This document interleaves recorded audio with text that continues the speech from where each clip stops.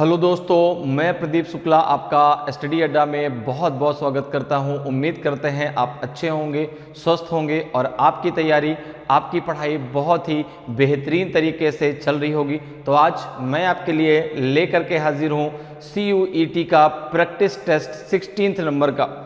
अभी तक हम लोग जो है 15 प्रैक्टिस टेस्ट जो है कंप्लीट कर चुके हैं।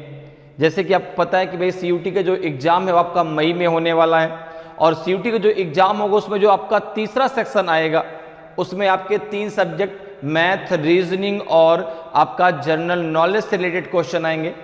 प्रत्येक पार्ट से आपके 25 क्वेश्चन पूछे जाएंगे। टोटल आपके जो है 75 क्वेश्चन होंगे, जिसमें से आपको 60 क्वेश्चन करने होंगे और 15 क्वेश्चन आप लेफ्ट कर सकते हैं। लेकिन उसमें से आपको रीजनिंग का क्वेश्चन लेफ्ट नहीं करना।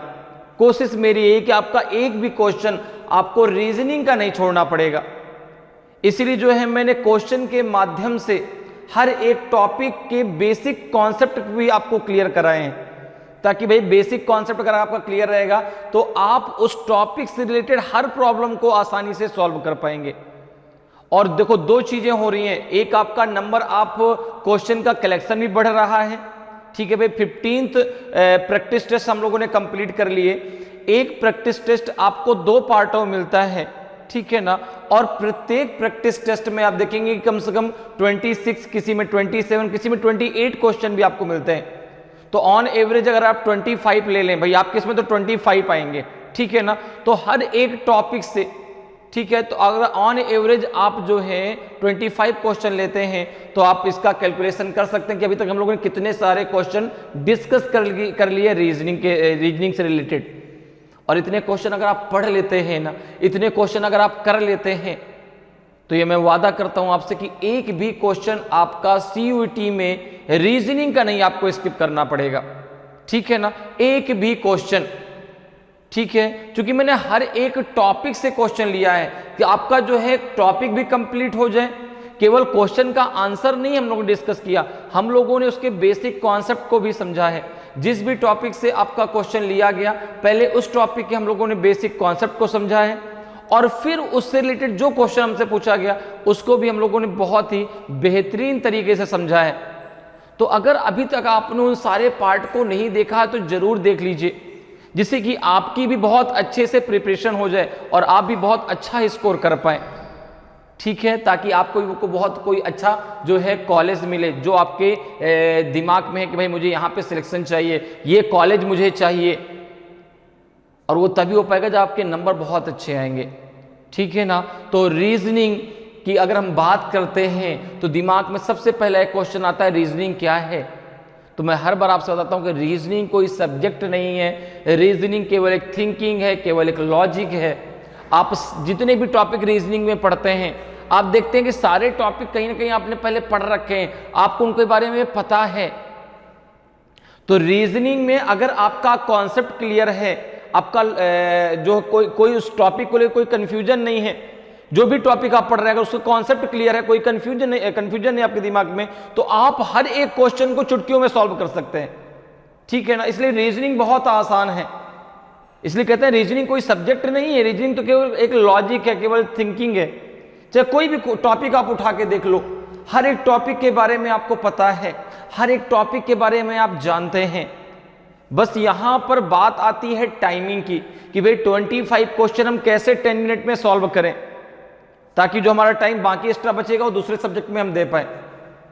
तो अब इस 10 मिनट में 25 क्वेश्चन कैसे सॉल्व कर रहे हैं, जब आपका सारा का सारा कॉन्सेप्ट क्लियर होगा हर एक टॉपिक को लेकर के कि भाई अगर कोडिंग डिकोडिंग से क्वेश्चन आता है तो कैसे कर सकते हैं उसको, अगर डायरेक्शन से आता है तो कैसे करना है। तो कॉन्सेप्ट क्लियर रखना चाहिए। अगर कॉन्सेप्ट क्लियर है तो आप हर एक क्वेश्चन को चुटकियों में उड़ा सकते हैं, बिल्कुल 100%। चलिए आज क्लास को स्टार्ट करते हैं। आज भी मैं आपके लिए बहुत ही धमाकेदार क्वेश्चन लेके आया हूं। आज क्लास भी बहुत ही धमाकेदार होने वाली है। आज भी हम लोग जो है जिस टॉपिक से भी क्वेश्चन पूछा जाएगा, मैं उसका पहले बेसिक कॉन्सेप्ट बताऊंगा, फिर उस क्वेश्चन को हम लोग जो है डिस्कस करेंगे, उसको सॉल्व करेंगे, ठीक है ना। तो बिल्कुल हर एक प्रैक्टिस टेस्ट में ऐसा नहीं कि मैंने एक में करा दिया, बाकी सब में मैंने केवल क्वेश्चन का आंसर बता दिया, ऐसा नहीं है।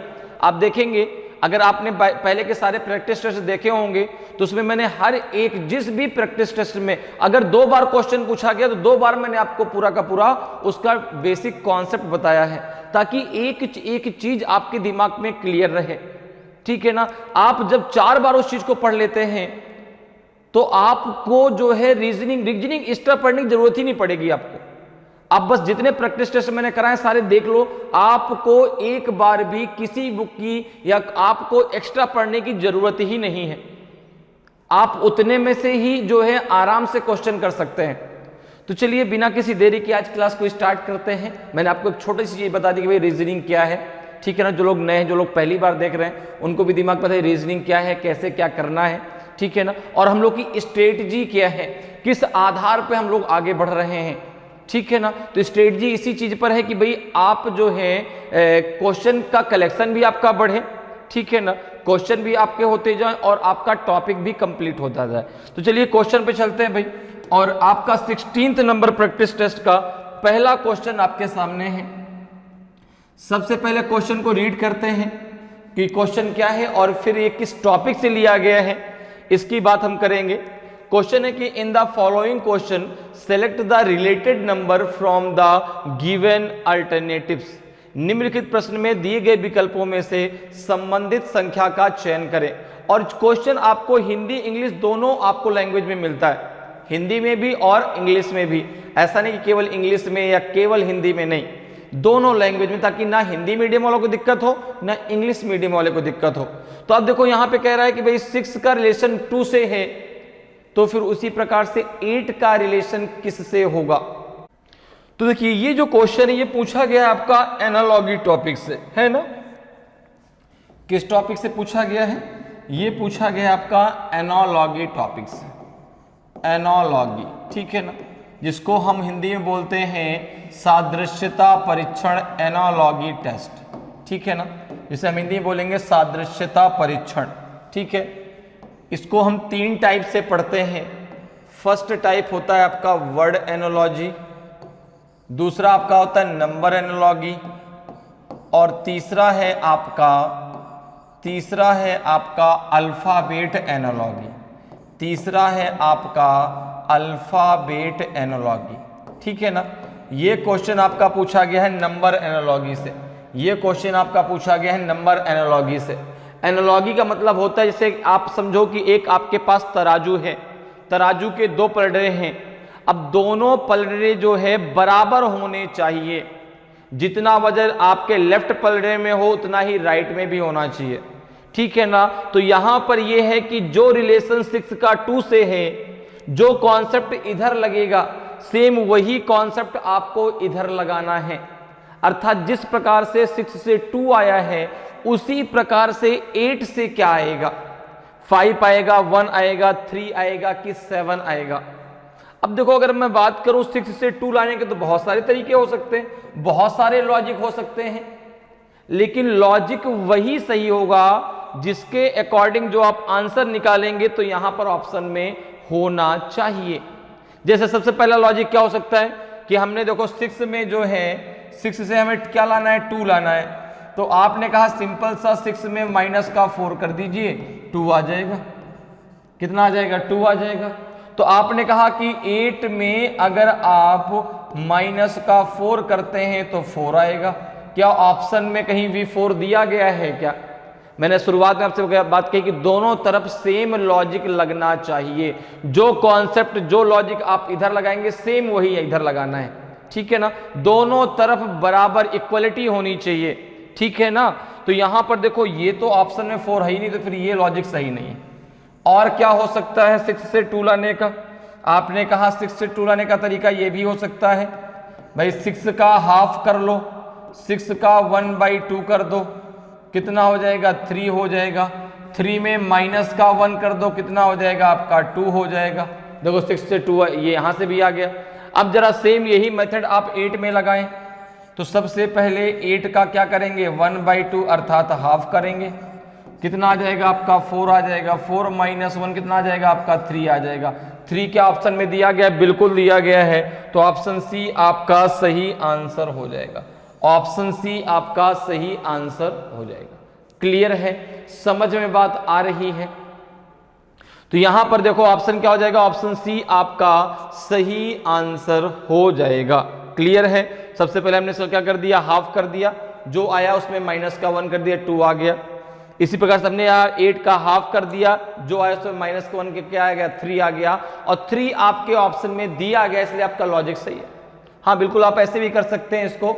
6 का पहले हम क्या कर लें, 6 में जो है 6 का क्या कर दें, यहाँ पे अगर देखो तो यहाँ पे एक तरीका और 6 - 2 कर लें, 6 - 2 कर लें, ठीक है ना। ऐसे भी आप कर सकते हो, देखो ये लॉजिक भी आप लगा सकते हैं, बिल्कुल यहाँ पर ये लॉजिक भी आप लगा सकते हैं कि 6 में माइनस का 2 कर दें, 4 आ जाएगा।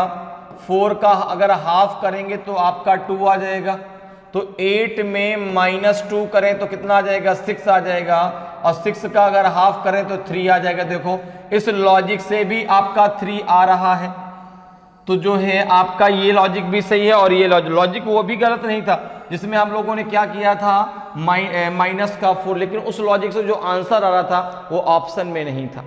तो एक क्वेश्चन को आप कई लॉजिक से लगा सकते हैं, ठीक है ना। लॉजिक आपका वही सही माना जाएगा जिसके अकॉर्डिंग आपका आंसर, ऑप्शन में आपका आंसर मिलेगा, ठीक है ना। तो यहाँ पे ऑप्शन सी आपका सही आंसर हो जाएगा। क्लियर है? नेक्स्ट क्वेश्चन पे आते हैं। नेक्स्ट क्वेश्चन देखिए, नेक्स्ट क्वेश्चन भी आपका एनालॉजी टॉपिक से पूछा गया है। क्वेश्चन है कि in the following question select the related word from the given alternatives. निम्नलिखित प्रश्न में दिए गए विकल्पों में से संबंधित शब्द का चयन करें। अब आपको यहां पर देखो ये जो क्वेश्चन पूछा गया है वो पूछा गया है वर्ड एनालॉजी से। किससे पूछा गया है, वर्ड एनालॉजी से, अर्थात शब्द सादृश्यता से। तो यहां पर आपको देखना है कि जो रिलेशन डॉग का बार्क से है वही गोट का किससे होगा। भाई जो रिलेशन डॉग का बार्क से है वही गोट का किससे होगा, ब्लीड से होगा, हॉल से होगा, ग्रेंट से होगा कि ब्रे से होगा, ठीक है ना। कुत्ता का भौंकना तो बकरी का क्या होगा, तो बहुत सिंपल सा क्वेश्चन है। तो आपने कहा भाई कुत्ते जो आवाज निकालते हैं उसको भौंकना कहते हैं, ठीक है ना। तो जिस प्रकार से कुत्ते जो आवाज निकालते हैं, ठीक है ना, तो डॉग जो है भौंकते हैं, अर्थात डॉग जो आवाज निकालते हैं वो बार्क है, ठीक है ना। उसी प्रकार से अगर हम गोट की बात करें तो गोट जो आवाज निकालती है उसको ब्लीड कहते हैं, मिमियाना, ठीक है ना। क्या कहते हैं, मिमियाना या मिमियाहट, ठीक है ना। तो जिस प्रकार से कुत्ते जो आवाज निकालते हैं, डॉग बार्क करते हैं, ठीक है ना, भौंकते हैं, तो जो गोट है वो आपका जो है ब्लीड करते हैं, अर्थात मिमियाहट की आवाज निकालती है। क्लियर है? तो ऑप्शन ए आपका सही आंसर हो जाएगा, ऑप्शन ए आपका सही आंसर हो जाएगा। क्लियर है? नेक्स्ट क्वेश्चन पे आते हैं। देखिए नेक्स्ट क्वेश्चन है आपका जो है क्वेश्चन नंबर 3 है आपका। क्वेश्चन नंबर 3 आपका जो है ये स्टेटमेंट एंड कंक्लूजन से रिलेटेड क्वेश्चन पूछा गया है, ठीक है ना, जिसे हम जो है सिलोगिज्म भी कहते हैं, ठीक है ना, और स्टेटमेंट कंक्लूजन के नाम से भी हम जानते हैं। अब देखो यहाँ पे क्या क्वेश्चन कह रहा है कि consider the given statement to be true and decide which of the given conclusions can definitely be drawn from the given statement. दिए गए कथन को सत्य माने और तय करें कि दिए गए कथन में से कौन सा निष्कर्ष निश्चित रूप से निकाला जा सकता है। स्टेटमेंट है फर्स्ट कि ऑल प्लेयर्स आर डॉक्टर्स, सभी खिलाड़ी डॉक्टर हैं। दूसरा है सम डॉक्टर्स आर एक्टर्स, कुछ डॉक्टर अभिनेता हैं। अब देखिए कंक्लूजन दिया गया आपका पहला कि some doctors are players as well as actors, कुछ डॉक्टर खिलाड़ी भी हैं और अभिनेता भी। दूसरा कह रहा है कि ऑल एक्टर्स आर डॉक्टर्स, सभी अभिनेता डॉक्टर हैं। अब जो आपको आंसर देना है ना वो ए बी सी डी में देना है। आपको जो आंसर देना किस में देना है, ए बी सी डी के अकॉर्डिंग देना है। ए कब देना है, ओनली कंक्लूजन फर्स्ट फॉलो, यदि केवल पहला निष्कर्ष अनुसरण करता है तो आंसर ए दीजिए। ओनली कंक्लूजन सेकंड फॉलो, यदि केवल दूसरा निष्कर्ष अनुसरण करता तो आंसर बी दीजिए। C both conclusion first and second follow, पहला और दूसरा दोनों निष्कर्ष अनुसरण करते हैं तो आंसर सी दीजिए। और neither conclusion first nor second follow, ना तो पहला ना ही दूसरा निष्कर्ष अनुसरण करता है तो आंसर जो है डी दीजिए, ठीक है ना। तो यहां पे जो आपको आंसर देना है वो ABCD के अकॉर्डिंग देना है। तो इस क्वेश्चन को हम सॉल्व करेंगे डायग्राम को बना करके, और जो डायग्राम बनाएंगे वो बनाएंगे स्टेटमेंट के अकॉर्डिंग। देखो शुरुआत में आपको बता दिया गया कि जो स्टेटमेंट कहेगा उसको आपको ट्रू मानना है, उसको आपको सत्य मानना है, उसके साथ कोई आर्गुमेंट नहीं करना कि ऐसा क्यों वैसा को, कुछ भी नहीं। जो कह रहा है वही आपको मानना है। उसने कहा सम कैट आर रेड, कुछ बिल्लियां चूहे हैं तो कुछ बिल्लियां चूहे हैं, ठीक है ना। तो जो स्टेटमेंट कहेगा उसको आपको ट्रू मान करके चलना है, उसके साथ कोई भी बहसबाजी नहीं करनी। क्लियर है? जो भी कहे उसको आपको जो है क्या मानना है, सही मानना है, 100% सही मानना है, ठीक है ना। और जो कंक्लूजन निकलेगा वो भी आपका 100% सही होना चाहिए। 50% के यहां कोई चांसेस नहीं है, ठीक है ना। जो चीज हो 100% होनी चाहिए तो ही मान्य है, अदरवाइज वो मान्य नहीं है, ठीक है ना। तो यहां पर एक बात आप ये कह सकते हैं कि जो स्टेटमेंट है ना वो आपका इसका राजा है, वो किंग है, जो कहेगा वो बात आपको माननी पड़ेगी। अब जैसे अगर हम बात करें, सबसे पहले थोड़ा सा बेसिक कॉन्सेप्ट समझ लें कि भाई डायग्राम हम बनाएंगे कैसे। तो यहां पर देखो 3 वर्ड आपके मेन लिए होते हैं। एक आपका सम जिसे हम बोलते हैं कुछ, एक आपका ऑल अर्थात सभी, और एक आपका नो अर्थात कोई नहीं, ठीक है ना। तो यहां पर नो एनी अर्थात कोई नहीं, ठीक है ना। अब जैसे स्टेटमेंट के थ्रू हम समझते हैं, जैसे मैंने एक स्टेटमेंट ले लिया और स्टेटमेंट कह रहा है some cat are red, some cat are red, ठीक है ना। ये आपसे कहा गया, तो इसके लिए डायग्राम का क्या बनेगा। इसके लिए जो है सम के लिए आप डायग्राम कुछ ऐसा बनाएंगे, सम कैट आर रेड। ये देखो कैट का सर्कल हो गया, ये रेड का सर्कल हो गया, तो ये कैट का सर्कल हो गया, ये रेड का सर्कल हो गया। सम की बात है, कुछ बिल्लियां चूहे हैं, तो यहां पर देखो ये कुछ वाला जो पार्ट है इन दोनों में क्या कॉमन है, ये आपका जो है बिल्ली और चूहे दोनों में कॉमन है। सम कैट आर रेड, तो सम रेट आर कैट, ये आपका बिल्कुल सही कंक्लूजन होगा। भाई कुछ कुत्ते कुछ बिल्ली कुत्ते हैं, चूहे हैं, सॉरी, कुछ बिल्ली चूहे हैं तो कुछ चूहे बिल्ली हैं। तो जितनी जानकारी स्टेटमेंट में दी गई है वो आपके लिए 100% सही है, और जिसके बारे में आपको जानकारी नहीं है वो आपके लिए क्या है, 100% नहीं है। वो आपके लिए ऐसा हो सकता है, वो पॉसिबिलिटी में 100% होगा, लेकिन अगर हम विदाउट पॉसिबिलिटी की बात करें तो वो 100% सही नहीं होगा। क्लियर है? अब जरा इसी में बात करते, कोई स्टेटमेंट अगर ऐसा दिया होता, अगर यही स्टेटमेंट आपको ऐसा दिया होता कि all cat are red, all cat are red, all cat are red, तो किस प्रकार से डायग्राम बनता है। देखो ये हो गया कैट का सर्कल और ये हो गया रेड का सर्कल। सभी बिल्ली चूहे हैं, सभी बिल्ली चूहे हैं।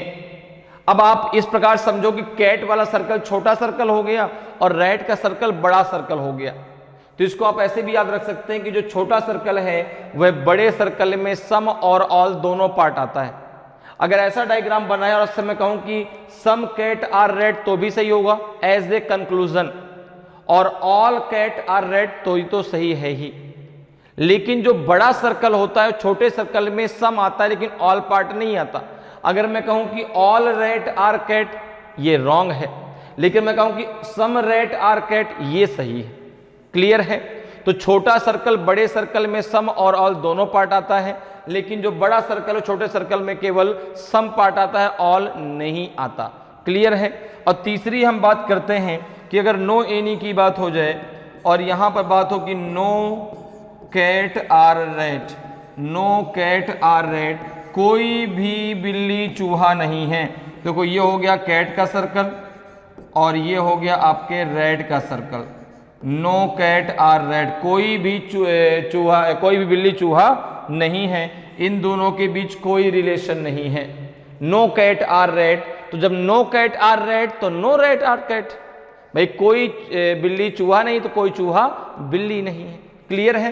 तो सम के लिए इस प्रकार से डायग्राम बनेगा, ऑल के लिए इस प्रकार से, और आपका जो है नो के लिए इस प्रकार से आप डायग्राम बनाएंगे। अब आते हैं अपने क्वेश्चन पे। तो हम जो डायग्राम बनाएंगे वो स्टेटमेंट के अकॉर्डिंग बनाएंगे, ठीक है ना। किसके अकॉर्डिंग? स्टेटमेंट के अकॉर्डिंग बनाया जाएगा। स्टेटमेंट देखो क्या कह रहा है कि all players are doctors, all players are doctors. तो आपने यहां पे बना दिया भाई, यहां बना दिया, और ये प्लेयर हो गया, ये है आपका player, all players are doctor, तो ये हो जाएगा आपका डॉक्टर का सर्कल, ठीक है। अब क्या क्या दूसरा, some doctors are actors, some doctors are actors, देखो ये हो जाएगा आपका actor, some doctors are actors, ठीक है ना। तो देखो प्लेयर किसके अंतर्गत है? प्लेयर जो है वो रह रहा है किसके घर में? डॉक्टर के घर में। और जो है डॉक्टर थोड़ा बहुत किसके बारे में जानता है? कुछ बहुत किसके बारे में जानता है? एक्टर्स के बारे में। लेकिन अगर आप बात करें कि प्लेयर और एक्टर में कोई रिलेशन है, इसके बारे में स्टेटमेंट में कोई जानकारी नहीं दी गई कि भाई इन दोनों के बीच कोई रिलेशन है भी कि नहीं भी है, ठीक है ना। केवल किसके रिलेशन के बारे में जानकारी है कि सभी प्लेयर डॉक्टर हैं और कुछ डॉक्टर एक्टर हैं, क्लियर है। चलो अब आते हैं अपने कंक्लूजन पे। देखिए पहला कंक्लूजन क्या दिया, दो कंक्लूजन आपको दिए गए, first and second. First conclusion क्या है आपका? Some doctors are players as well as actors, कुछ डॉक्टर खिलाड़ी भी हैं और अभिनेता भी, बिल्कुल सही बात है। अब देखो आपको मैंने शुरुआत में बताया है कि अगर इस प्रकार से डायग्राम बनता है और आप जो है जो बड़ा सर्कल होता है छोटे सर्कल में कुछ पार्ट आता है, तो अगर मैं बात करूं कि सम डॉक्टर आर प्लेयर, बिल्कुल सही होगा। लेकिन अगर यही बात होती कि ऑल डॉक्टर आर प्लेयर, ये गलत होगा।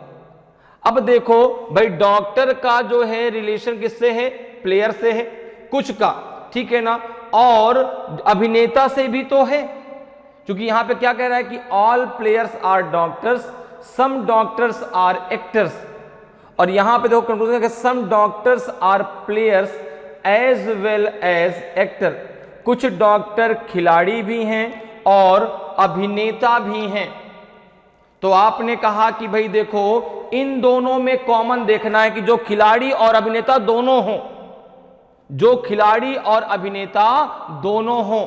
ध्यान से आंसर दीजिएगा। देखो भाई डॉक्टर का कुछ पार्ट आपका किसके अंतर्गत आएगा? आपका प्लेयर के अंतर्गत। लेकिन देखो भाई ये तो क्लियर है कि भाई डॉक्टर का कुछ पार्ट किस में आएगा? प्लेयर में। लेकिन प्लेयर का रिलेशन एक्टर से नहीं है, प्लेयर का रिलेशन एक्टर से नहीं है, और इसके बारे में हमें कोई भी जानकारी स्टेटमेंट भी नहीं दी गई। इसलिए आपका भाई पहला गलत, इसलिए पहला गलत, चूंकि गलती से भी उसको सही मत कर दीजिएगा। आपको लग रहा है कि हाँ भाई डॉक्टर का भाई कुछ पार्ट प्लेयर में आएगा, क्योंकि आपको पता है, इसको आप ऐसे भी याद रख सकते हैं कि जब आप बाहर से अंदर की तरफ आते हैं तो आपका सम तो सही होता है लेकिन ऑल गलत होता है। सर ने बताया है, बिल्कुल बात भी सही है। जब आप बाहर से अंदर से बाहर की तरफ जाते हैं तो आपका सम भी सही होता है और ऑल भी सही होता है। अब आपने कहा कुछ डॉक्टर खिलाड़ी हैं, बिल्कुल सही है, लेकिन कुछ डॉक्टर खिलाड़ी के साथ साथ एक्टर भी हैं, यही तो कह रहा है आपका स्टेट में कंक्लूजन। तो आप देखो क्या एक्टर और प्लेयर में कोई रिलेशन है क्या? हो सकता है वो बात अलग है, लेकिन है तो नहीं ना, है तो नहीं, क्योंकि इनके रिलेशन के बारे में हमको स्टेटमेंट में कोई जानकारी नहीं दी गई। इसलिए पहला आपका गलत हो गया, क्योंकि कुछ डॉक्टर खिलाड़ी तो हैं लेकिन खिलाड़ी के साथ साथ अभिनेता नहीं है, ठीक है ना। हाँ ये बात अलग है, कुछ डॉक्टर खिलाड़ी हैं और कुछ डॉक्टर अभिनेता हैं, लेकिन खिलाड़ी के साथ साथ अभिनेता नहीं है, इसलिए पहला आपका गलत। दूसरा क्या कह रहा है? ऑल एक्टर्स आर डॉक्टर, नहीं ये भी गलत है, ये तो सम की बात है। देखो सम एक्टर्स आर डॉक्टर, कुछ जो है अभिनेता डॉक्टर हैं, ठीक है ना, सभी नहीं है। तो पहला भी गलत, दूसरा भी गलत। यहां पे आंसर हो जाएगा ऑप्शन डी, यहां पे आंसर हो जाएगा ऑप्शन डी आपका, neither first conclusion nor second follows, ना तो पहला ना ही दूसरा निष्कर्ष अनुसरण करता है, दोनों के दोनों क्या है आपके गलत है। क्लियर है। नेक्स्ट क्वेश्चन पे आते हैं। नेक्स्ट क्वेश्चन आपका 4th नंबर का क्वेश्चन है। देखिए क्वेश्चन जो है पहले रीड करते हैं, देखिए किस टॉपिक से पूछा गया है।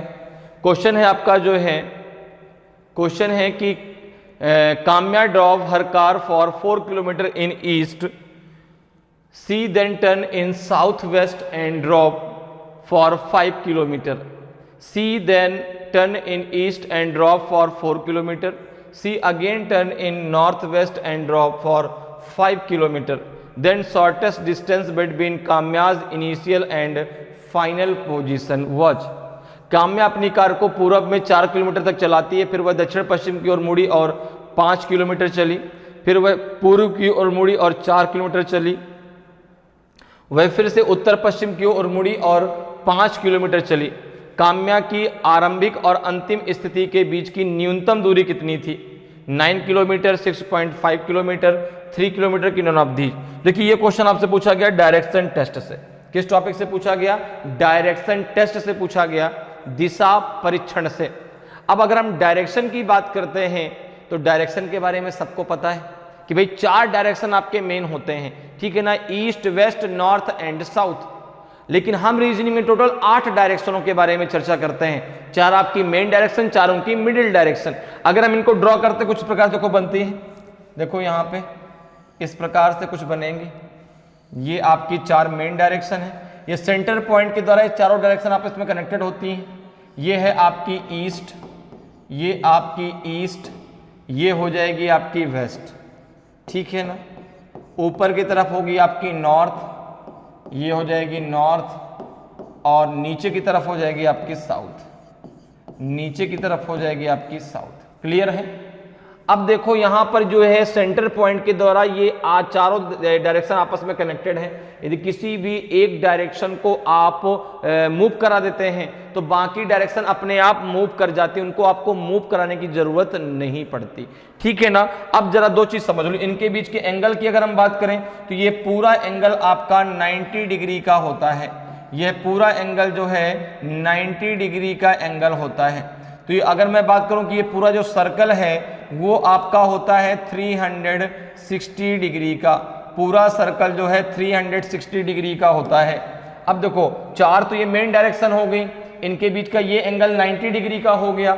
अब देखो 4 आपकी इसकी मिडिल डायरेक्शन है, 2 मिडिल डायरेक्शन ये हो जाएंगी, ठीक है ना, और 2 मिडिल डायरेक्शन ये हो जाएंगी, ठीक है ना। और ये 90 डिग्री को जो मिडिल डायरेक्शन है ये 90 डिग्री को 45 में डिवाइड कर देगी। क्लियर है? देखो ये नॉर्थ है, ये ईस्ट है, तो ये क्या हो जाएगा नॉर्थ ईस्ट। ये साउथ है, ये ईस्ट है, तो ये साउथ ईस्ट। ये आपका साउथ है, ये वेस्ट है, तो ये साउथ वेस्ट। ये आपका नॉर्थ है, ये वेस्ट है, तो ये नॉर्थ वेस्ट। और इनके बीच का जो ये एंगल है ये 45 डिग्री का हो जाएगा। तो आपके डायरेक्शन में 2 फॉर्म में एंगल होते हैं, 45 डिग्री और 90 डिग्री। क्लियर है? उनसे आप 135 बना सकते हैं, 170 आपका जो है 180 बना सकते हैं, 225 बना सकते हैं। क्लियर है? अब देखो जरा यहां पर एक बात हम और कर लेते हैं। डायरेक्शन में जो मेन कॉन्सेप्ट है वो है लेफ्ट राइट का, कि सर लेफ्ट कैसे लेंगे, राइट कैसे लेंगे। तो बस आप यहां पर अपने दिमाग में एक घड़ी बनाकर चलिए। अब अगर घड़ी इस प्रकार से, देखो ये घड़ी का मूवमेंट क्लॉकवाइज होता है और ये घड़ी का मूवमेंट एंटी क्लॉकवाइज होता है, ठीक है ना। तो जब घड़ी क्लॉकवाइज चलती है तो हमेशा व्यक्ति का हम क्या लेते हैं, राइट लेते हैं। व्यक्ति का क्या लेते हैं, राइट लेते हैं। और जब घड़ी एंटी क्लॉकवाइज चलती है ACW, तो यहाँ पे हम क्या लेते हैं, लेफ्ट लेते हैं। तो जब आप क्लॉकवाइज चलेंगे तो हमेशा राइट लेंगे, और जब आप एंटी क्लॉकवाइज चलेंगे तो आप लेफ्ट लेंगे। जैसे आप ईस्ट में हैं, मैं इस प्रकार से चेहरा करके खड़ा हूँ ईस्ट में, और अगर मैं क्लॉकवाइज मुड़ूंगा तो कहाँ मुड़ूंगा, नीचे की तरफ। तो मेरा चेहरा हो जाएगा जो है कहाँ, साउथ में। तो जो है ईस्ट में, अगर आपका चेहरा ईस्ट में है और आप राइट टर्न लेते हैं तो अब आप साउथ में चलने लगेंगे। अगर आप लेफ्ट टर्न लेते हैं तो आप कहाँ चलने लगेंगे, जो है नॉर्थ में। इसी प्रकार से अगर आप साउथ में हैं, राइट टर्न लेंगे तो वेस्ट में, लेफ्ट टर्न लेंगे तो ईस्ट में। साउथ वेस्ट में है, राइट टर्न में नॉर्थ, लेफ्ट टर्न में साउथ। आप नॉर्थ में हैं तो राइट टर्न में ईस्ट और लेफ्ट टर्न में आपका हो जाएगा वेस्ट। क्लियर है? यही आपका क्लॉकवाइज सभी डायरेक्शन में यही लगेगा, चाहे मिडिल हो चाहे जो भी है। मिडिल डायरेक्शन में भी आपका क्लॉकवाइज में राइट और एंटी क्लॉकवाइज में लेफ्ट होगा। क्लियर इतनी बात? अब आते हैं अपने क्वेश्चन पे, और क्वेश्चन के थ्रू हम बनाते हैं यहाँ पे डायग्राम। क्वेश्चन के थ्रू हम बनाते हैं, देखो डायग्राम, देखो क्या कह रहा है। कह रहा है कि Kamya drove her car for 4 kilometre in east. तो जो आप यहाँ पर डायग्राम बनाएंगे वो बनाएंगे आप जो है सेंटर पॉइंट से। कहां से बनाएंगे? सेंटर पॉइंट से। ये सेंटर पॉइंट हो गया। काम्या ईस्ट, अब देखो ईस्ट कहां, इधर की तरफ होता है और कितनी दूरी चलती है? 4 किलोमीटर। दूरी का बहुत बड़ा रोल होता है, तो यहां पे आपने 4 किलोमीटर एक बना दिया, ठीक है ना। अब देखो आगे क्या कह रहा है, फिर कह रहा है फिर वह दक्षिण पश्चिम की ओर मुड़ी। अब देखो यहां से उसको मुड़ना है। अब मुझे नहीं समझ में आ रहा सर यहां से मैं साउथ वेस्ट कैसे उसको टर्न कराऊंगा। तो आप क्या करो, यहां पर 4 की 4 डायरेक्शन बना लो। देखो ये आपकी 4 डायरेक्शन है, ये आपकी ईस्ट है, इधर की तरफ पीछे की तरफ वेस्ट, ऊपर की तरफ नॉर्थ और नीचे की तरफ साउथ। अब यहां से उसको साउथ वेस्ट में मुड़ना है और दूरी जो चलना है वो चलना है 5 किलोमीटर। तो आपने कहा अब ये यहां से देखो ये होगा जो है आपका जो है साउथ वेस्ट, तो यहां से ये आपकी ये टर्न लेगा ये वाला, और जो ये दूरी है वो कितनी है आपकी? 5 किलोमीटर। ये दूरी है 5 किलोमीटर। क्लियर है। अब इसके बाद फिर क्या कह रहा है, फिर वह पूर्व की ओर मुड़ी और 4 किलोमीटर चली। अब यहां से फिर से वो किधर मुड़ेगी? तो आपने कहा अब मुड़ेगी जो है वह है ईस्ट में।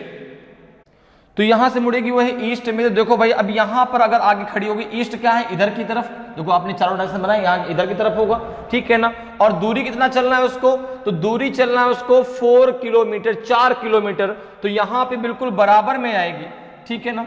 यहां बिल्कुल इसको और इधर बना लो। यहां पे जब ये जो है यहां पे देखो, यहां पे आके यहां पे खड़ी होगी, ठीक है ना।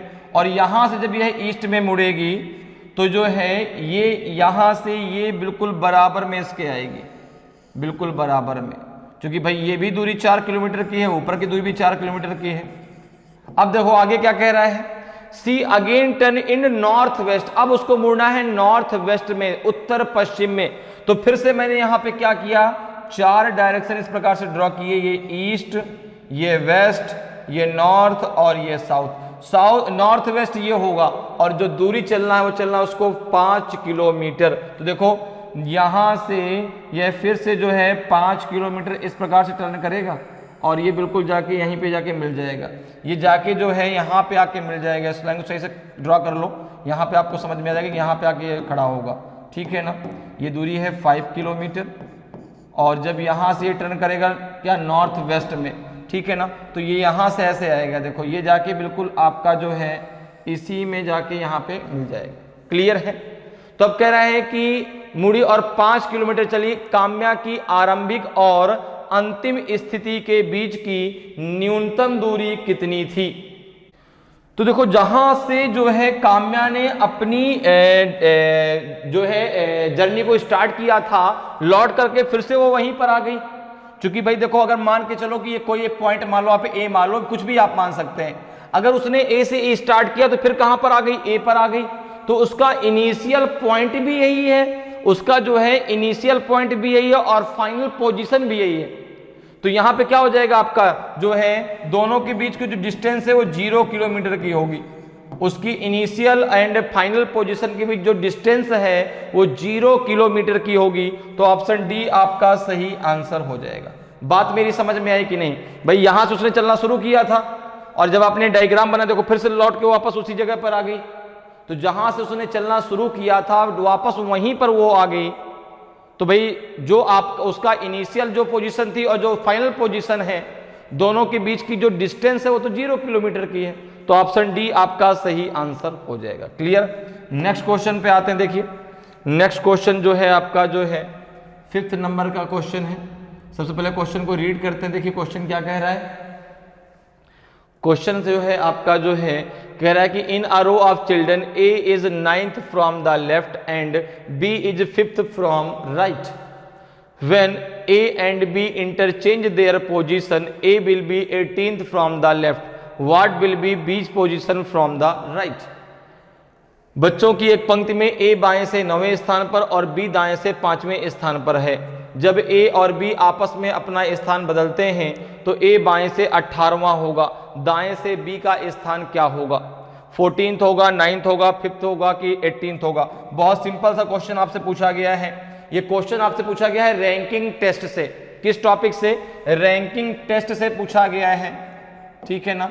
रैंकिंग टेस्ट से अर्थात क्रम परीक्षा, क्रम परीक्षा, ठीक है ना।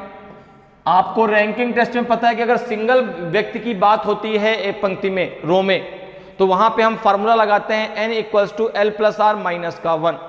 n क्या है? n आपका रिप्रेजेंट करता है टोटल नंबर ऑफ स्टूडेंट को, l रिप्रेजेंट करता है place value from left and, और r रिप्रेजेंट करता है place value from right and.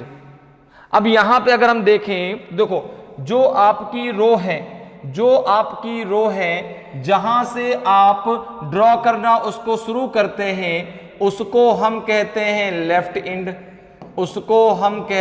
Left and, और जहां पर यह रो खत्म होती है इसको कहा जाता है राइट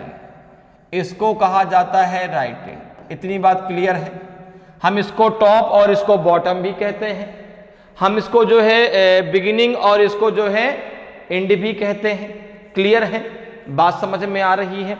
अब यहां पर देखो कह रहा है कि भाई बच्चों की एक पंक्ति में ए बाएं से मतलब कहां से? जहां लेफ्ट एंड से, ठीक है ना। तो देखो ए जो है वह लेफ्ट से कितना है? 9th है, और जो बी है वो राइट से कितना है? 5th है। तो पंक्ति जो है जहां से शुरू हुई वहां से ए का जो स्थान है वो 9th है, और जहां पे पंक्ति खत्म हुई वहां से बी का स्थान 5th है।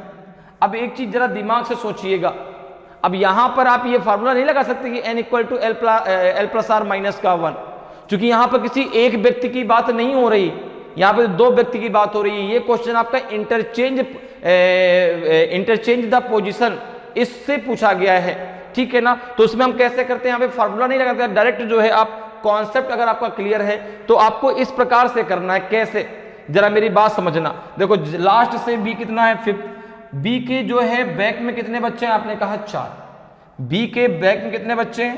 पीछे कितने बच्चे हैं? 4। अच्छा, शुरुआत से ए का स्थान कितना है? 9। ए के पीछे कितने बच्चे हैं? आपने कहा 8। अब अगर ये पूरी की पूरी जो गैप अगर ये मुझे पता चल जाए, ये जो गैप है अगर ये भर जाए, तो मैं इस पंक्ति में टोटल कितने बच्चे बता सकता हूं। अगर इतनी ही बात करके मुझसे पूछा जाए कि इस पंक्ति में टोटल कितने बच्चे हैं, मैं कहता हूं कांट से, मैं नहीं कह सकता कितने बच्चे होंगे। क्यों? क्योंकि ये गैप नहीं भरा। अब आगे देखो, बात हो रही इंटरचेंज, पोजीशन को इंटरचेंज करने की। और जब भी पोजीशन इंटरचेंज से क्वेश्चन आता है, एक व्यक्ति का एक ही तरफ से 2 बार स्थान दिया जाता है।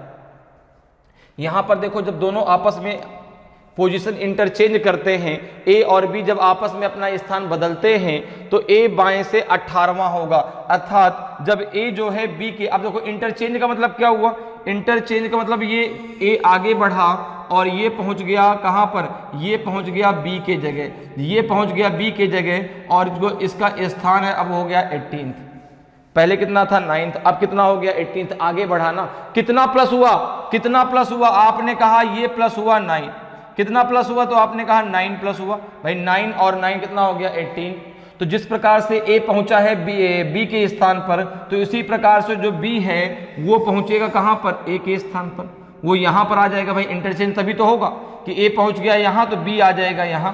तो जितना प्लस ए का हुआ है, ठीक है ना, उतना ही प्लस किसका होगा? बी का। उतना ही प्लस बी का होगा, तो बी के स्थान में भी तो 9 प्लस होगा। तो बी जब जो है इधर से आगे बढ़ेगा तो बी हो जाएगा 14th नंबर पे, बी हो जाएगा 14th। भाई 9 + 5 कितना हो जाएगा आपका? 14। तो अगर मैं बात करूं कि बीच पोजीशन फ्रॉम द राइट, अगर मैं बात करूं कि बीच पोजीशन फ्रॉम राइट, तो ये हो जाएगी आपकी 14, ये हो जाएगी 14, आ जाएगा आपका 5 + 9, तो ये हो जाएगा आपका 14, ठीक है ना। अगर टोटल नंबर ऑफ स्टूडेंट आपसे पूछे जाएंगे तो देखो ये वाला गैप भर गया ना, और ए पहुंच गया कहां? बी के स्थान पे, और जब ए जो है बी के स्थान पहुंचे तो 18वें नंबर पे हो गया, और बी के पीछे 4 लड़के और हैं, तो 18 + 4 हो जाएगा आपका 22। टोटल नंबर ऑफ स्टूडेंट है इसमें 22।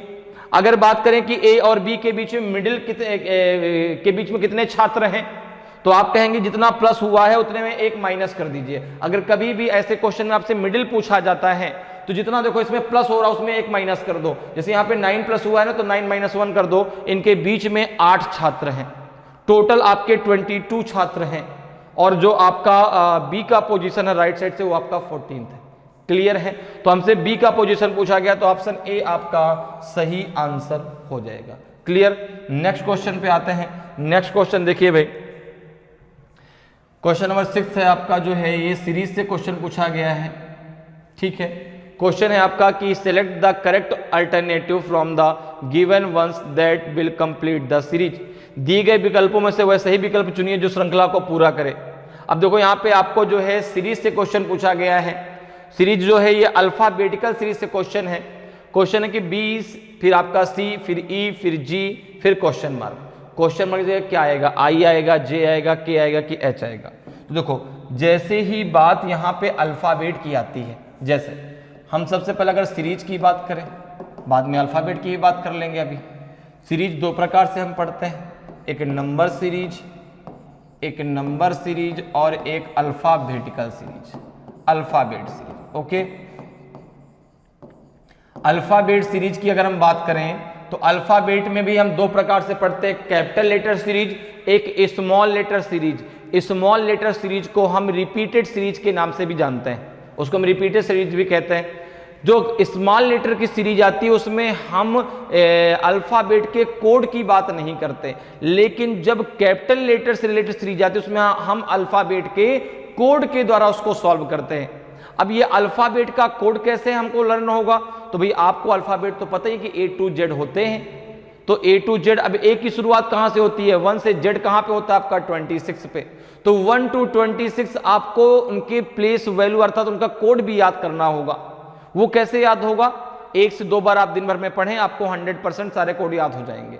ठीक है ना? एक बार मेरे साथ पढ़िए, एक बार खुद से पढ़िए, सारे के सारे कोड याद होंगे। जैसे अगर हम कोड की बात करें तो पहले A, देखो फिर B, C, D, E, F, G, H, I, ये तो सभी को आता है भाई, सारे अल्फाबेट सबको मालूम है कि फिर J आएगा, फिर K आएगा, फिर L, फिर M, फिर N, O, P, Q, फिर आपका R, फिर S, फिर क्या आएगा आपका T, U, V, W, X, Y और लास्ट में होगा Z। अब देखो जरा, A का position 1, B2, C3, D4, E5, F6, G7, H8, I9, फिर आपका देखो यहाँ पे J10, K11, L12, M13, N14, O15, P16, Q17, R18, S19, फिर आपका है T20,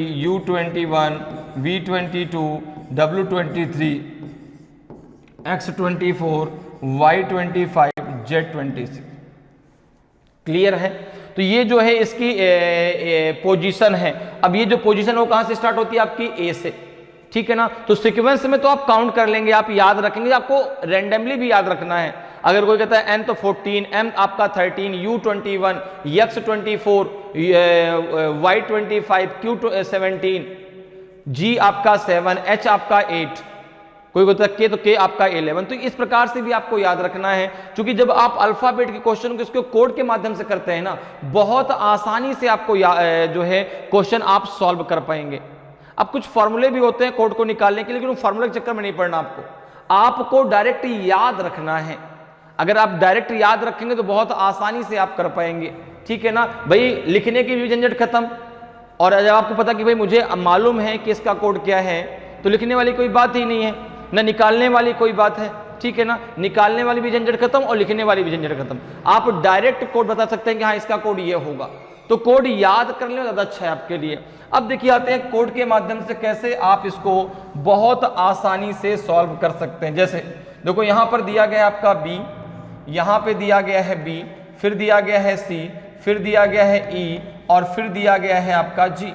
अब देखो इसको अगर हम कोड की बात करते हैं तो B का कोड हो जाएगा 2, C का हो जाएगा 3, E का हो जाएगा 5 और G का हो जाएगा 7। अब सीरीज का मतलब है कि एक पैटर्न फॉलो होगा, एक यहाँ पे जो है रूल फॉलो होगा, जिसके अकॉर्डिंग आपको मुझे बताना नहीं पड़ेगा कि आगे क्या आएगा, आप खुद बताएंगे हाँ यहाँ पर ये होगा। एक रूल आना चाहिए। जैसे अगर हम यहाँ पे इनके डिफरेंस की बात करें, इनके कोड के बीच की बात करें, तो 2 के बाद 3 है, आपने कहा एक काम करें 2 में प्लस का 1 कर दें 3 हो जाएगा, 3 प्लस का आपका 2 है तो 5 हो जाएगा, 5 प्लस का आपका फिर से 2 हो गया। तो देखो यहां पे ये सीरीज गड़बड़ होगी भाई, अगर प्लस का 1 प्लस का 2, अगर यहां पे प्लस का 3 होता तो आप कहते आगे प्लस का 4 हो जाएगा, तो बात तो यहां से नहीं बनी। तो फिर अब हम क्या कर सकते हैं और क्या सोच सकते हैं, तो आपने कहा कि यहां पर जो ये अल्फाबेट लिए गए हैं अगर इनके कोड को हम देखें, देखो 2 भी आपका प्राइम नंबर है, 3 भी आपका प्राइम नंबर है, 5 भी आपका प्राइम नंबर है, 7 भी आपका प्राइम नंबर है। तो अब अगला प्राइम नंबर क्या होगा, अगला प्राइम नंबर क्या होगा, तो आपने कहा 9 तो नहीं होगा, क्या होगा 11 होगा। तो यहां पे 11 किसका कोड होता है, के का, तो यहां पे आपका 11 आ जाएगा, ये के आ जाएगा। बात क्लियर है, समझ में आई कि नहीं भाई? पहले हमने इनके बीच का डिफरेंस देखा, लेकिन यहां पे प्लस का 1 हो रहा है, यहां प्लस का 2, यहां प्लस का 2। अब आगे हम क्या करें, प्लस का 1 करें कि प्लस का 2 करें, नहीं क्लियर हो रहा। तो फिर हमने यहाँ पे क्या देखा कि भाई देखो 2 भी प्राइम नंबर, 3 भी प्राइम, 5 भी प्राइम, 7 भी। अब 7 का कौन सा प्राइम नंबर आएगा, आपका 11। तो 11 किसका कोड होता है, के का। तो ऑप्शन सी आपका सही आंसर हो जाएगा। क्लियर है, के आपका सही आंसर हो जाएगा। क्लियर है। नेक्स्ट क्वेश्चन पे आते हैं। नेक्स्ट क्वेश्चन देखिए आपका 7th नंबर का क्वेश्चन है। सबसे पहले क्वेश्चन को रीड करते हैं, देखिए ठीक है। क्वेश्चन कह रहा है कि if RENT is coded as SGQX then how will house HOUSE be coded in the same language. यदि रेंट को SGQX के रूप में कोडित किया जाता है तो उसी भाषा में हाउस को कैसे कोडित किया जाएगा, कौन सा आपका ABCD चारों में सही आंसर होगा। तो अब यहां पर जरा एक चीज समझिए, अभी बात अल्फाबेट की हुई तो मैंने कहा अल्फाबेट के कोड के माध्यम से आपको क्वेश्चन सॉल्व करना है। फिर से बात अल्फाबेट की हो रही है, तो अल्फाबेट के कोड के माध्यम से ही आप क्वेश्चन को सॉल्व करेंगे। कोडिंग डिकोडिंग को क्वेश्चन को कैसे सॉल्व करना है, देखिए यहां से क्या है, आपको मेथड निकालना है कि रेंट को कैसे डिकोड किया गया है जो है SGQX के रूप में, और जो मेथड निकलेगा सेम वही आप हाउस में लगा देंगे। तो अभी मैंने आपको सारे अल्फाबेट के कोड बताए कि भाई A1 B2 C3 D4 E5 और आपका जो है F6 G7 H8 I9 J10 K11 L12 M13 N14 O15 P16 Q17 R18 S19 T20 U21 B22 और आपका जो है W23 X24 Y25 Z26।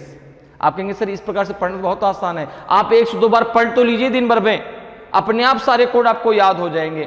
अब देखो यहां पर जो है, तो सबसे पहले आप क्या करेंगे कि रेंट को किस प्रकार से यहां पे इसमें डिकोड किया गया, यहां से मेथड निकालेंगे, और मेथड किसके आधार पर निकालेंगे अल्फाबेट के कोड के माध्यम से। देखो हम सबसे पहले इसको लिखते हैं, इस प्रकार से लिखना है आपको। कैसे, तो आपने पहले रेंट लिखा RENT, इस प्रकार से लिख लिया। हर एक अल्फाबेट के नीचे एक अल्फाबेट लिखिए SGQX। अब इनके जरा कोड लिख लीजिए, देखिए R का 18 है, E का 5, N14 और T20, ठीक है, S19 G7 Q17 and X24। अब इसके भी जो मेथड निकलेगा ना उसमें एक सीक्वेंस बनेगा, उसमें एक पैटर्न फॉलो होगा, ठीक है ना, और वही आपको सेम पैटर्न हाउस में अप्लाई करना है। जरा देखो यहाँ पे क्या पैटर्न फॉलो हो रहा है। अब रेंट को इसमें डिकोड किया गया है, तो सबसे पहले हम देखेंगे फर्स्ट का रिलेशन फर्स्ट से, सेकंड का सेकंड से, थर्ड का थर्ड से, फोर्थ का फोर्थ से। अगर यहां से जो है पैटर्न नहीं मिलता तो फिर हम देखते हैं फर्स्ट का जो है लास्ट से, लास्ट का फर्स्ट से। अगर वहां से भी पैटर्न नहीं मिलता फिर हम तीसरा रूल लगाते हैं, जो कि ग्रुप बना करके जो है 2 लोगों को ग्रुप में बांट करके और फिर वहां पे पैटर्न देखते हैं। तो ये कुछ रूल हैं जिनको आपको जो है स्टेप वाइज चलना है आपको, लेकिन सबसे पहले देखना है कि आपका जो है फर्स्ट का रिलेशन फर्स्ट से। इसलिए जैसे ही आप कोड लिखते हैं ना, सारी की सारी चीजें आपके इसमें क्लियर हो जाती हैं। कि यहां पर देखो 18 के नीचे क्या लिखा है 19, आपने कहा कुछ नहीं करना है सर, प्लस का 1 कर दें। 5 के नीचे क्या लिखा है 7, प्लस का 2 कर दें। 14 के नीचे 17, प्लस का 3 कर दें। तो यहाँ पे 20 के नीचे 24, यहाँ पे प्लस का 4 कर दें। अब देखो अगर आगे अल्फाबेट आएगा तो प्लस का क्या होगा 5 होगा, उसके आगे आएगा तो क्या होगा प्लस का 6 होगा। अब आपको मुझे बताने की जरूरत नहीं है। अब देखो यहां पर जो है आपको पूछा गया हाउस HOUSE, तो आपने कहा H का कोड कितना है 8, ये है आपका 15, U21, ये S19 E5। देखो जरा प्लस का 1 तो 8 1 9 आ जाएगा आपका I, प्लस का 2 15 प्लस 2 17 तो आ जाएगा आपका Q, प्लस का 3 तो ये आ जाएगा 24 तो आ जाएगा आपका X, यहाँ पे 5 तो 4 आ जाएगा, 19 प्लस 4 आपका 23, 19 प्लस 4 23 तो आ जाएगा W, और ये हो जाएगा आपका प्लस का 5 तो ये आ जाएगा 10 तो आ जाएगा J। तो आंसर हो जाएगा IQXWJ। IQXWJ पहला ही ऑप्शन सही है, पहला ही ऑप्शन आपका सही आंसर हो जाएगा। क्लियर है? तो ऑप्शन ए आपका सही आंसर होगा। नेक्स्ट क्वेश्चन पे आते हैं। क्वेश्चन नंबर जो है 8th नंबर का देखते हैं भाई। क्वेश्चन नंबर 8 है आपका, ये क्वेश्चन आपसे मैथमेटिकल ऑपरेशन से पूछा गया है। किस टॉपिक से पूछा गया है? मैथमेटिकल ऑपरेशन टॉपिक से। क्वेश्चन है कि if plus minus multiply division equals to greater than and less than are represented as, जो है बहुत सारे सिंबल्स का प्रयोग किया गया है, ठीक है ना। जिस कुछ सिंबल्स का नाम मैं भी नहीं जानता, तो भाई आप जानते हैं तो उसको पढ़ लीजिएगा, ठीक है ना। तो यहाँ पे देखो लेमडा है, ये आपका जो है एक स्क्वायर लिया गया है, फिर वाई लिया गया, and W beta and alpha respectively, then which of the following is correct. अब यहां पर आपको बताना है कि ए बी सी डी में यहां पे कौन सा आपका सही है। यहां पे जो ये सिंबल है, जैसे यहां पर देखें, यहां पर अगर देखें तो जो आपका ये इस प्रकार से सिंबल बना है, इसके लिए किस सिंबल का प्रयोग किया गया? प्लस का, ठीक है ना। इसी प्रकार से जहां पे स्क्वायर है, जो स्क्वायर है इस प्रकार से, उसके लिए सिंबल का प्रयोग किया गया है माइनस, उसके लिए होगा, ठीक है ना। और जो आपका यहाँ पे जो है इस प्रकार से बना है वाई, इसके लिए जो है सिंबल क्या आएगा आपका? जो है मल्टीप्लाई। फिर इसके बाद जो है यहाँ पर जो आपका एन बना है, इसके लिए जो है आपका सिंबल हो जाएगा क्या? डिवीजन।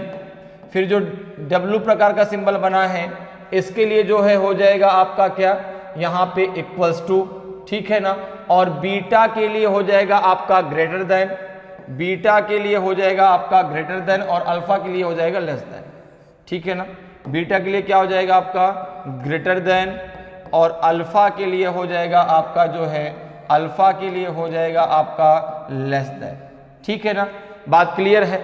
अब इन सिंबल की जगह आपको ये सिंबल रखना है, जो यहां पर ये नंबर दिए, इस सिंबल की जगह आपको ये सिंबल रखना है, और फिर बताना है कि कौन सा इक्वेशन आपका सही है। अर्थात यहां पर भाई इक्वेशन आपका दोनों तरफ बराबर होना चाहिए। जहां पे इक्वल्स लगेगा उसके उधर का आपका इक्वेशन और इधर का बराबर, तो आपका सही हो जाएगा, ठीक है ना। तो यहां पे देखो, आपको ध्यान देना, लेफ्ट हैंड साइड बराबर right hand side, left hand side बराबर राइट हैंड साइड हो जाना चाहिए, तो आपका इक्वेशन क्या हो जाएगा? जो है सही हो जाएगा। अब जरा देखो यहाँ पे भाई कौन सा आपका इस आधार पे सही होगा।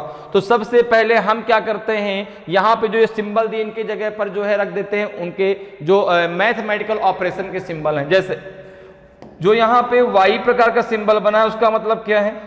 उसका मतलब है आपका मल्टीप्लाई, तो क्या हो जाएगा? 3 × 6। एन का मतलब क्या है? डिवाइड है, डिवाइडेड हो जाएगा 2। इसका मतलब है प्लस, प्लस का हो जाएगा 8। स्क्वायर का मतलब है माइनस का 4, यहाँ पे इक्वल्स टू आ जाएगा 5। अब आपको क्या करना है? इसको सॉल्व करना है। अगर इक्वल्स टू 5 इधर का आ गया, लेफ्ट हैंड साइड बराबर राइट हैंड साइड क्या हो गया, तो फिर आपका जो है पहला ही सही हो जाएगा। अब पहला अगर सही होगा तो फिर आपको किसी को चेक करने की जरूरत नहीं पड़ेगी। तो जरा देखो, अब यहां पर जब आप इसको सॉल्व करेंगे तो यहां पर आप लगाएंगे बॉडमॉस। यहां पे क्या लगाएंगे आप? बॉडमॉस, ठीक है ना। सबसे पहले हम ए को सॉल्व करते हैं। बॉडमॉस मतलब पहले BODMAS, तो बी का मतलब हो गया, पहले आप ब्रैकेट ओपन करेंगे, ब्रैकेट में पहले आपका स्मॉल, फिर आपका मीडियम, फिर सबसे लास्ट में लार्ज ब्रैकेट, ठीक है ना। फिर आपका ओ का मतलब होता है ऑफ, ऑफ का मतलब होता है मल्टीप्लाई, फिर मल्टीप्लाई सॉल्व करेंगे, फिर डी से डिवीजन सॉल्व करेंगे, फिर आप मल्टीप्लाई का अगर सिंबल लगा तो वो मल्टीप्लाई सॉल्व करेंगे, फिर एडिशन, लास्ट में आप सब्ट्रैक्शन करेंगे, ठीक है ना। तो हमेशा बॉडमॉस आपको लगाना है। जरा इसको सॉल्व कर लो भाई।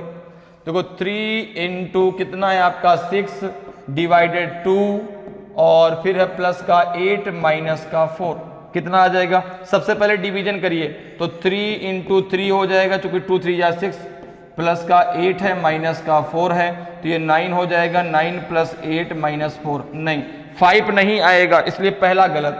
पहला आपका गलत है, क्योंकि इसको सॉल्व करने में 5 नहीं आएगा, कितना आएगा 13 आ जाएगा, इसलिए पहला तो आपका गलत है। अब यहाँ पे इसको हटा देते हैं, ठीक है ना। दूसरा सॉल्व कर लेते, दूसरे में जरा देखो भाई क्या आएगा, दूसरा जरा चेक कर लेते, देखो क्या है। n का मतलब क्या है आपका, आपने कहा डिवीजन है, ठीक है ना। y का मतलब क्या है, आपने कहा मल्टीप्लाई। यहाँ पे देखो इसका मतलब क्या है प्लस, और इसका मतलब है माइनस। यहाँ पे बीटा का मतलब क्या है, बीटा का मतलब है ग्रेटर देन, मतलब ये इससे बड़ा होगा, ठीक है ना। अब जरा देखो इसको चेक करो भाई, b को जरा चेक कर लेते हैं, b को जरा चेक कर लेते हैं क्या है, 3 डिवाइडेड 6 मल्टीप्लाई 2, फिर है प्लस का 8 माइनस का 4। तो ये जो वैल्यू अगर वो 5 से बड़ी आती है तो फिर ये सही हो जाएगा, ठीक है ना। तो फिर हमें आगे चेक करने की जरूरत नहीं पड़ेगी। देखो जरा भाई, यहाँ पे आपने कहा कि 3, अब देखो अगर डिवीजन करते हैं तो 3 6 से डिविजिबल नहीं है, इसको हम लिख सकते हैं देखो 1/2, कितना लिख सकते हैं 1/2 इंटू 2, प्लस का आपका हो जाएगा 8 माइनस का 4। अब देखो जरा 2 से 2 कट जाएगा, यहाँ बचेगा 1 प्लस 8 माइनस का 4, कितना हो जाएगा 8 1 9, 9 में से 4 गया 5, तो यहाँ पे तो 5 आ जाएगा, तो ये तो इक्वल्स टू आ जाएगा, ये इक्वल्स टू आ जाएगा, ये बराबर हो जाएगा। तो फिर ये भी आपका गलत है, ये भी आपका गलत है, क्योंकि ये बड़ा आना चाहिए ना, इधर की वैल्यू बड़ी आनी चाहिए, इसको सॉल्व करें तो आपका 5 आ रहा है, इसलिए ये भी आपका गलत है। अब जरा सी को चेक कर लेते हैं, अब जरा सी को चेक कर लेते हैं, इसी प्रकार से आपको चेक करना पड़ेगा, ठीक है ना, क्योंकि डायरेक्ट आपको नहीं पता ना भाई कौन सा आंसर है इसमें। तो अब जरा सी को चेक कर लेते, सी देखो क्या दिया गया है, y का मतलब क्या है मल्टीप्लाई, इसका मतलब क्या है माइनस, इसका मतलब क्या है आपका प्लस, ठीक है ना। n का मतलब क्या है आपका डिवाइड, और इसका मतलब क्या है आपका लेस देन, ठीक है ना। तो अब 5 अगर बड़ा होगा इससे, देखो जरा 5 अगर बड़ा, अगर ये गलत हो गया तो फिर सी डी को हम डायरेक्ट टिक कर देंगे। सी को जरा चेक कर लेते हैं क्या है आपका, 3 मल्टीप्लाई 6 माइनस 2 प्लस 8 डिवाइडेड 4, 5 जो है इससे बड़ा होना चाहिए। देखो जरा आपने कहा ये हो जाएगा आपका 3 इंटू 6 माइनस 2 प्लस का हो जाएगा आपका 2, तो ये कितना हो जाएगा आपका, ये हो जाएगा 6 3 जा 18, 18 माइनस 2 प्लस का 2, ये दोनों आपस में क्या हो जाएंगे कैंसिल, तो ये 18 बचेगा। तो फिर 5 जो है क्या हो गया, 5 जो है आपका बड़ा नहीं, ये आपका जो है क्या हो जाएगा 18 जो है। अब देखो यहाँ पर आपका ये भी क्या हो गया गलत हो गया, ठीक है ना, ये भी क्या हो गया आपका गलत हो गया, ये भी क्या हो गया आपका गलत हो गया, ठीक है ना। तो अब कौन सा सही होगा, डी आपका बिल्कुल सही होगा, डी आपका सही होगा। आप अब डायरेक्ट जो है टिक कर सकते हैं, ठीक है ना। तो अब जरा देखो यहाँ पे, अगर हम चाहें तो उसको चेक भी कर सकते हैं भाई, नहीं आप डायरेक्ट टिक कर सकते हैं। इसका मतलब क्या है प्लस, इसका मतलब क्या है माइनस, इसका मतलब क्या है मल्टीप्लाई, इसका मतलब क्या है आपका डिवाइड, ठीक है ना, और इसका मतलब है इक्वल्स टू। जरा देखो भाई चेक कर लो, तो आपने कहा कि अगर डी की बात करें तो क्या आ जाएगा आपका 3 plus 6 minus 2 multiply 8 divided 4 equals to 5 आना चाहिए। तो आपने कहा जाएगा 3 प्लस 6 माइनस 2 इंटू हो जाएगा आपका 2 इक्वल्स टू 5, तो कितना हो जाएगा आपका, ये हो जाएगा आपका 9 और ये हो जाएगा आपका 4, तो इधर देखो 5 आ जाएगा, तो ये 5 इक्वल्स टू कितना हो जाएगा आपका 5 के, तो यहाँ पे आंसर कौन सा हो जाएगा डी। भाई जब तीसरा आपका गलत होगा तो आप डायरेक्ट जो है चौथे को टिक कर सकते हैं, क्लियर है। वो तो मैंने आपको इसलिए बता दिया कि आपके दिमाग में कन्फ्यूजन हो कि सर कहीं ये भी तो गलत नहीं होगा, ठीक है ना। तो भाई जब तीनों गलत है तो एक तो आपका सही होगा ये वो, लेकिन अगर ऐसा क्वेश्चन आता तो आपको ऐसे ही चेक करना है वहां पर, ठीक है ना, इसी प्रकार से। तो सिंबल को रखते जाइए और चेक करते जाइए, ठीक है। तो ऑप्शन डी आपका सही आंसर हो जाएगा। नेक्स्ट क्वेश्चन पे आते हैं, देखिए क्वेश्चन नंबर 9 है आपका, क्वेश्चन नंबर 9 है आपका, ये वेन डायग्राम से क्वेश्चन पूछा गया है, तार्किक वेन आरेख से। विच of the following diagram best depicts the relationship amongst the given 3 classes. निम्नलिखित में से कौन सा आरेख दिए गए 3 वर्गों के बीच संबंध को सबसे अच्छा दर्शाता है। क्लॉथ, शर्ट्स एंड साड़ीज, कपड़े, शर्ट और साड़ी। अब देखो यहां पर जो है आपको ये जो वर्ड दिए गए हैं इनको आपको इस सेट्स के माध्यम से इनके बीच के रिलेशन को दर्शाना है कि कौन सा जो डायग्राम है उनके बीच के रिलेशन को रिप्रेजेंट करता है। तो सबसे पहले जो वर्ड दिए गए उसके रिलेशन के बारे में आपको मालूम होना चाहिए, आपको उसके बारे में जो है दिमाग में सोचना पड़ेगा भाई इनके बीच रिलेशन है क्या। जैसे अगर मैं बात करूं जो है क्लॉथ, शर्ट एंड साड़ी, तो भाई जो कपड़ा है, कपड़ा जो है शर्ट भी कपड़े का होता है, साड़ी भी कपड़े की होती है, भाई कपड़े में दोनों आते हैं ना, शर्ट और साड़ी, लेकिन शर्ट और साड़ी दोनों अलग अलग हैं, इन दोनों का कोई रिलेशन नहीं है। तो मैं अगर बात करूं तो क्लॉथ तो एक आपका ग्रुप हो गया, क्लॉथ के अंदर का शर्ट भी आएगा और साड़ी भी आएगी। तो ये जो सर्कल है वो क्लॉथ का हो गया, ये सर्कल जो है क्लॉथ का हो गया, ये सर्कल आपका जो है साड़ी का हो गया, ठीक है ना, ये आपका जो है साड़ी को रिप्रेजेंट करेगा, और ये सर्कल आपके शर्ट को रिप्रेजेंट करेगा। अर्थात जो है कपड़े के अंतर्गत शर्ट और साड़ी दोनों आएंगे, लेकिन दोनों में कोई रिलेशन नहीं है। कुछ शर्ट साड़ी नहीं हो सकते, ठीक है ना, या कुछ साड़ी शर्ट नहीं हो सकते, दोनों अलग अलग हैं। तो यहां पे देखो इस प्रकार से डायग्राम कौन सा बना है, तो आपने कहा ऑप्शन बी आपका सही आंसर हो जाएगा। क्लियर है। नेक्स्ट क्वेश्चन पे आते हैं। नेक्स्ट क्वेश्चन देखिए आपका जो है ये 10th नंबर का क्वेश्चन है। क्वेश्चन पहले रीड करते हैं, क्वेश्चन क्या पूछ रहा है आपसे। क्वेश्चन कह रहा है कि from the given alternative select the word which can not be formed using the letters from of the given word. दिए गए विकल्पों में से वह शब्द चुनिए जो दिए गए शब्द के अक्षरों का प्रयोग करके नहीं बनाया जा सकता। अब देखिए यहां पर एक आपको वर्ड दिया गया है STIMULATION। अब जो ये वर्ड दिया गया है इसके अल्फाबेट का प्रयोग करके ये वर्ड बनाए गए हैं, जो ऑप्शन में आपको दिए गए हैं। एक ऐसा आपका वर्ड है जो इसके अल्फाबेट का प्रयोग करके नहीं बनाया जा सकता। तो भाई इसमें आपको दो कॉन्सेप्ट याद रखने हैं, या तो कोई बाहरी आपका अल्फाबेट आ जाए तो वो नहीं बनाया जा सकता, सबसे पहली बात। दूसरी बात यह है कि भाई जो अल्फाबेट जितनी बार इस वर्ड में प्रयोग हुआ हो उतनी बार तो वो आ सकता है, उससे कम बार आ सकता है, लेकिन यदि उससे ज्यादा बार आ गया तो भी वह वर्ड नहीं बनाया जा सकता। ये दो कॉन्सेप्ट आपको यहां पे याद रखना है, या तो कोई बाहरी अल्फाबेट आ जाए या फिर जो आपका यहां पे अल्फाबेट यूज हुआ है जितनी बार यूज हुआ है अगर उससे अधिक बार वो यूज होता है तो फिर वो वर्ड नहीं बन सकता। हाँ, उससे कम बार यूज हुआ हो तो बिल्कुल बन सकते, उतनी बार जितनी बार वो आए उतनी बार भी यूज आप कर सकते हैं, लेकिन उससे अधिक बार यूज नहीं कर सकते। क्लियर। अब देखो जरा, क्या पहला बन सकता है?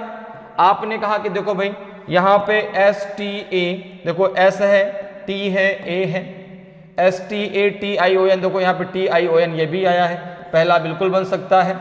अगर हम बात करें तो MUT, अब देखो MU भी है, TATION, देखो TA है, TION दूसरा भी बन सकता है। MOTIN, तो आपने कहा MOTIN ये भी बन सकता है।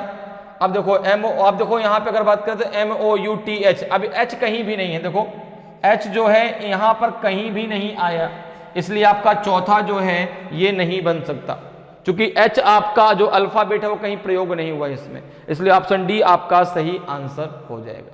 क्लियर है। नेक्स्ट क्वेश्चन पे आते हैं। नेक्स्ट क्वेश्चन देखिए भाई 11th नंबर का क्वेश्चन है, ये आपका पूछा गया फाइंडिंग द मिसिंग नंबर से। किस टॉपिक से पूछा गया है? फाइंडिंग द मिसिंग नंबर से। क्वेश्चन है कि find the missing number if a certain rule is followed either row wise और कॉलम वाइज। लुप्त संख्या ज्ञात कीजिए यदि एक निश्चित नियम का पालन या तो पंक्तिवार या स्तंभवार किया जाता है। अब देखो ये आपको मैट्रिक्स दी गई है, मैट्रिक्स में कुछ नंबर्स हैं। अगर बात करें रो की तो रो आपकी जैसे ये आपका 18, 28, 21, तो ये रो हो गई, और 18, 13, 11, 16 ये आपका कॉलम हो गया।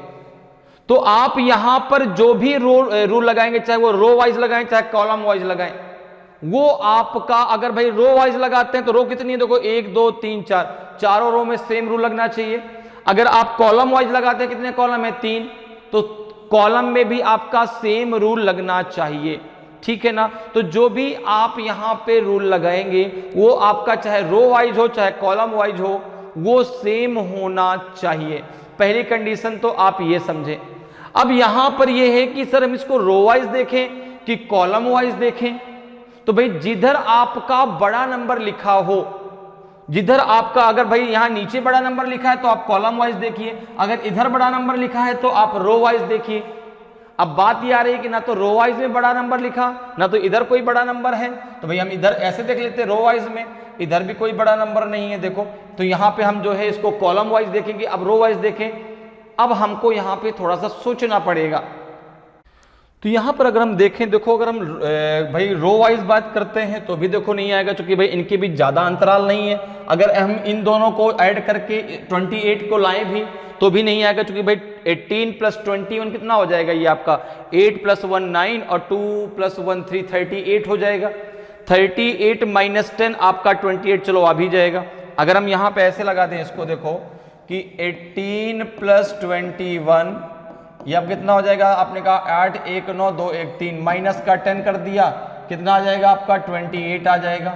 सेम यही रूल जरा देखो सेकंड में लगाओ, लगेगा क्या? तो आपने कहा 13 + 15, 13 + 15 कितना हो जाएगा, तो आपने कहा 5 3 8 2 1 3, ठीक है ना, नहीं 1 1 2 1 1 2, तो यहाँ पे तो -10 करने पे आपका जो है ये 18 आ जाएगा, जबकि वहाँ पे 17 है, ये नहीं लगेगा यहाँ पे, ये आपका नहीं लगेगा। तो फिर और क्या लगा सकते हैं, देखो जरा। अब अगर हम यहाँ पे देखो इस प्रकार से सोचें, यहाँ पर अगर जैसे हमने यहाँ पे कॉलम वाइज सोचा, ये फर्स्ट कॉलम, ये सेकंड और ये थर्ड, अगर हम कॉलम वाइज देखें, अगर हम कॉलम वाइज देखें, फर्स्ट कॉलम की अगर हम बात करें, देखो फर्स्ट कॉलम की बात करें तो यहाँ देखो एक रूल लग सकता है क्या, अगर हम 18 + 11 ले लें कितना हो जाएगा ये, तो आपने कहा 29 हो जाएगा। 13 और 16 ये भी आपका कितना हो जाएगा, आपका 29, अर्थात अल्टरनेट में दोनों नंबर को जो जोड़ा जा रहा है तो उनका जो एडिशन है वो आपका इक्वल आ रहा है। देखो यहां पर जो है इसको और इसको लिया गया, यहां पर इसको और इसको लिया गया, तो इन दोनों को जो एडिशन है वो आपस में क्या आ रहा है, बराबर। अब इसी प्रकार से जरा सेकंड में लगाओ, क्या सेकंड में ये रूल लग रहा है क्या, देखो जरा। तो अगर हम सेकंड की कॉलम की बात करें तो यहाँ पे 28 + 7 28 + 7 हो जाएगा 35, तो यहाँ पे देखो 17 + 18 तो ये भी कितना हो जाएगा आपका 35। तो जरा थर्ड वाले कॉलम में देखो भाई, थर्ड कॉलम की अगर हम बात करें तो थर्ड कॉलम में क्या हो जाएगा, तो आपने कहा कि 15 + 19 पहले कर लो, तो 15 + 19 कितना हो जाएगा 34, कितना हो जाएगा 34।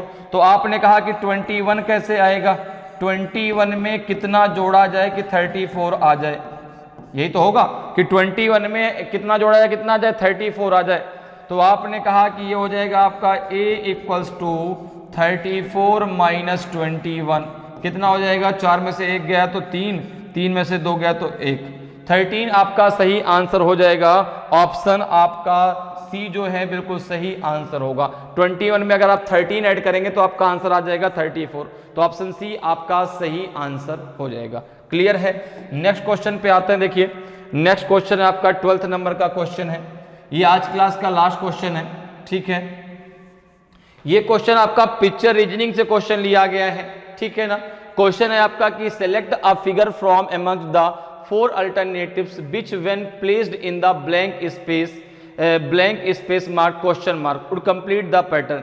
4 विकल्पों में से उस आकृति का चयन करें जिसे क्वेश्चन मार्क चिन्हित रिक्त स्थान में रखने पर पैटर्न को पूरा करेगा।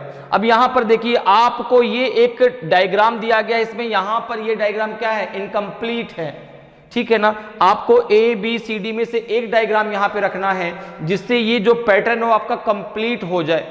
तो अगर हम यहां पर देखो बात करें तो किसको यहां पर रखा जाएगा। अब यहां पर अगर हम देखो तो ये वाला पैटर्न देखो सब में सेम आ रहा है, ये वाला अगर आप देखें ये वाला पैटर्न यहां भी है, यहां भी है, तो इधर भी तो ये पैटर्न होना चाहिए, इधर भी तो होना चाहिए। पहले तो ये डायग्राम लेंगे ही नहीं, क्योंकि जिस प्रकार से आप लेंगे उसी प्रकार से उसको आप वहां पे रखेंगे, तो ये तो आप लेंगे नहीं।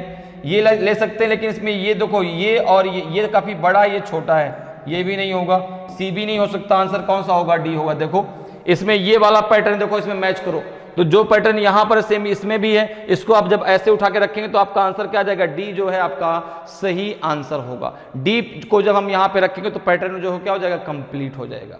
तो इस प्रकार से आप जो है रीजनिंग के क्वेश्चनों को बहुत आसानी से और कम समय में सॉल्व कर सकते हैं। तो उम्मीद करते हैं कि आज क्लास आपको बहुत अच्छे से समझ में आई होगी। अगर आज की क्लास आपको अच्छी लगी हो, आज का वीडियो आपको अच्छा लगा हो और अभी तक आपने वीडियो को लाइक नहीं किया तो वीडियो को लाइक जरूर करें। अगर आप नए हैं और अभी तक आपने चैनल को सब्सक्राइब नहीं किया तो चैनल को सब्सक्राइब जरूर कर लें, ताकि आपको क्लास की जानकारी समय समय पर मिलती रहे और आपकी तैयारी बेहतरीन तरीके से चलती रहे। तो आज इतना ही, फिर मिलेंगे। जय हिंद, जय भारत।